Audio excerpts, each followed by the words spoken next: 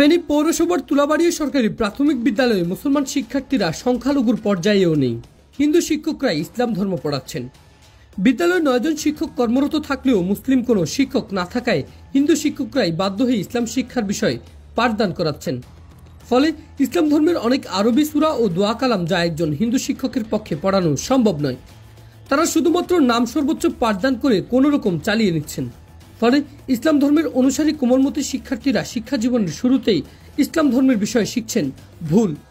এতে করে মুসলমান ছাত্রছাত্রীদের ইসলাম শিক্ষার বিষয়ে লেখাপড়ায় বিঘ্ন ঘটছে। কি নাম? ও আচ্ছা, আপনার এখানে কি কি সাবজেক্ট আছে ক্লাস? বাংলা, ইংরেজি, বিজ্ঞান, সমাজ আর ইসলাম ধর্ম। ইসলাম ধর্মের ক্লাস কে নেয়? রীতা ম্যাডাম। হ্যাঁ, রীতা ম্যাডাম। উনি কি মুসলমান হিন্দু? আপনার ইসলাম ধর্ম। ইসলাম ধর্মের ক্লাস কে নেয়? রীতা ম্যাডাম। ও আচ্ছা, উনি কি হিন্দু? ও আচ্ছা, আপনারা সবাই ভালো আছেন? আপনার নাম কি? 1944 সালে প্রতিষ্ঠিত তুলাবাড়িয়া সরকারি প্রাথমিক বিদ্যালয়ে 327 জনের মধ্যে মুসলমান ছাত্রছাত্রী 28 জন। এদের মধ্যে পাক প্রাথমিকে 2 জন, প্রথম শ্রেণীতে 3 জন, দ্বিতীয় শ্রেণীতে 5 জন, তৃতীয় শ্রেণীতে 10 জন, চতুর্থ শ্রেণীতে 6 জন, পঞ্চম শ্রেণীতে 2 জন মুসলিম ছাত্রছাত্রী অধ্যয়নরত রয়েছে। ইসলাম ধর্মের শিক্ষক না থাকায় স্থানীয় মুসলমানরা তাদের সন্তানদের বিদ্যালয়ে ভর্তিতে অনাগ্রহ প্রকাশ করছেন। 95% মুসলমানের দেশে দীর্ঘ 10 বছরেও একজনও মুসলিম শিক্ষক না থাকায় অভিভাবক ও ছাত্রছাত্রীদের মধ্যে ক্ষোভের সৃষ্টি হয়েছে। এ বিষয়ে আমরা কথা বলেছিলাম উপজেলা নির্বাহী কর্মকর্তা সুলতানা নাসরিন কান্তার সাথে। তিনি বলেন, বিষয়টি আমরা অবগত ছিলাম না। শিক্ষা অফিসে আলোচনা করে সমস্যার সমাধান করার চেষ্টা চলছে।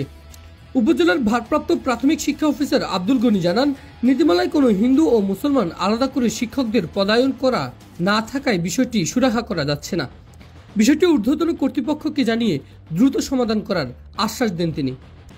জেলা প্রাথমিক শিক্ষা অফিসার ফিরোজ মাহমুদ বলেন, আমি নতুন এসেছি, সব উপজেলা থেকে শিক্ষকদের তালিকা চাওয়া হয়েছে।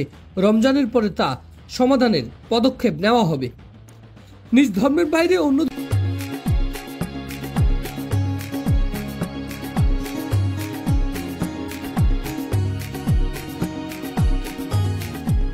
ধর্মের শিক্ষার্থীদের পড়াতে গিয়ে সংশ্লিষ্ট শিক্ষকরা বিব্রতকর পরিস্থিতিতে পড়লেও এমনটি গণমাধ্যমে প্রকাশ করতে নারাজ সহকারী শিক্ষকরা।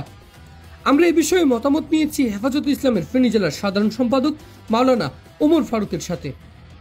71 থেকে আজকের এই বাংলাদেশের 54 বছরের ইতিহাসেও যত রাষ্ট্র ক্ষমতায় যত সরকার আসছে গিয়েছে সকলেই সংখ্যাগরিষ্ঠ এবং বেশিরভাগই মুসলমান ছিল রাষ্ট্রপ্রধানগুলা, কিন্তু মুসলমানদের বিষয়টা এত বেশি বৈষম্য করছে, এটা অত্যন্ত দুঃখজনক। যাই আল্লাহ তাআলা এই কোরআনকে নাজিল করছে মানুষকে সকল ধরনের খারাপ পথ থেকে মানুষদেরকে আলোর পথে আনার জন্য, অন্ধকার থেকে আলোর পথে আনার জন্য, সুপথে আনার জন্য, এবং এই কোরআনের ছোঁয়ার মাধ্যমেই এই পৃথিবীতে যুগ যুগ ধরে অনেকগুলি জনগোষ্ঠী উন্নতির এবং সভ্যতার আদর্শের সর্বোচ্চ পর্যায়ে পৌঁছেছে।